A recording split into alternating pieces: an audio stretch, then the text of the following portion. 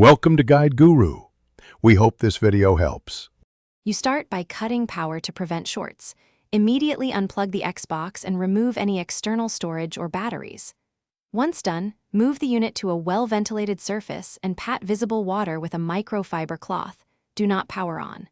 Make sure to gather basic tools: Phillips screwdriver, plastic spudger, and 90% isopropyl alcohol for later cleaning.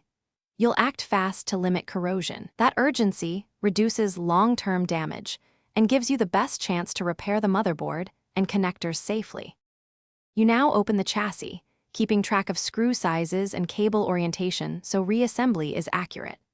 Once inside, inspect for corrosion, mineral deposits, or bent pins. Gently blot pooled fluid and use a soft brush with 90% isopropyl alcohol to dissolve residues. This prevents conductive paths.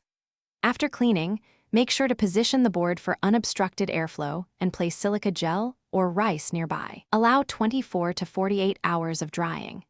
This reduces moisture in hidden crevices. You reassemble the Xbox only after full drying.